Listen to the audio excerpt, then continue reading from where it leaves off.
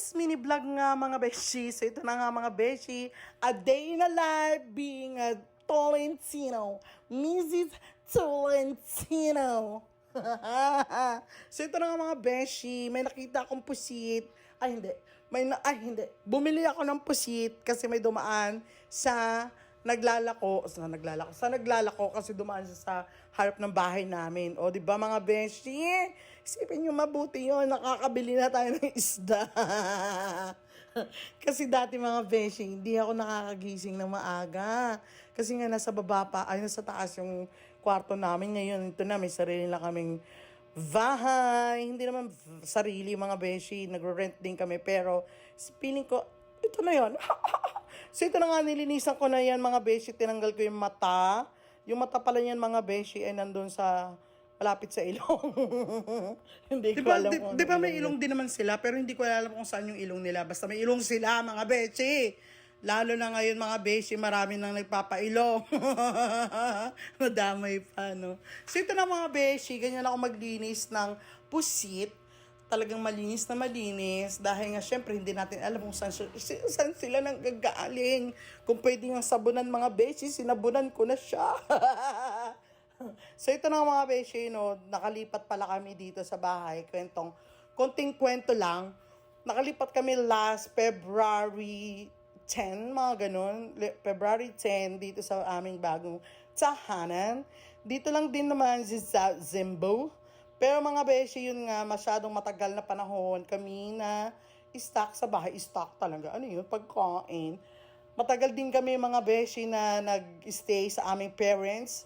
At this is the time for us to become a butterfly. Ay, tara, may pa-butterfly mga beshi. Isipin nyo mga beshi, 11 years po kami na nasa bahay ng aking mga magulang. So, yun na nga mga beshi, na pagdesisyon na namin. Ayaw naman talaga dati pa since nung mag-asawa kami na mag-stay doon. So dahil nga gusto ng magulang ko na doon muna kami, so nag-stay muna kami doon. Pero yun nga, this is the time, this is the day that the Lord has made. Ganon mga beshi. So yun nga mga beshi, no, pagkatapos nga nung napag-desisyon na namin, yun nga, inoffer sa akin yung bagong tahanan na ito. Kaya lumipat na kami kagad mga beshi. Kasi gusto ko na rin magbago. Gusto ko na rin ng bagong ambience. Gusto ko na rin ng bagong, sa 11 years naman kasi napakatagal na panahon na rin naman talaga. So ito na nga mga beshi, na-enjoy ko yung pagiging housewife. Feeling ko, ngayon pa lang kami nagsisimula mag-asawa talaga. Ay, totoo naman talaga yun. Pero mga beshi, hindi naman sa nagre-rent din ako sa bahay ng magulang ko. So hindi naman yan libre. Hindi libre yung pagtira namin doon. Nagbabayad din ako.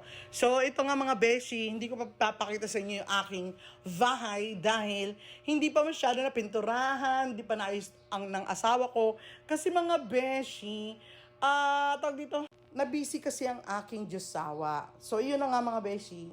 Pagka nabisi siya, hindi niya nagagawa yung mga kailangan niyang gawin. Pero yung pagpipintura, ako talagang gumagawa nun. Pero dahil hindi ko pa mapinturahan yung iba, dahil mayroon pa siya mga gagawin, hindi ko na rin nagawa. O, diba?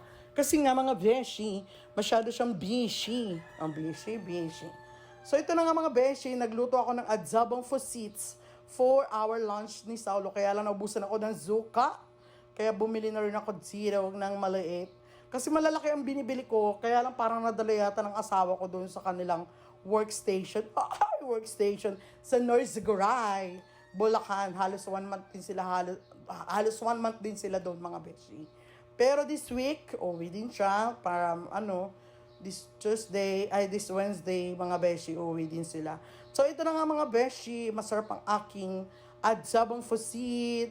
Ganyan po ako magluto, tinatanggal ko talaga yung sibuyas at bawang pagkatapos gisahin para next, mo na siya ilalagay.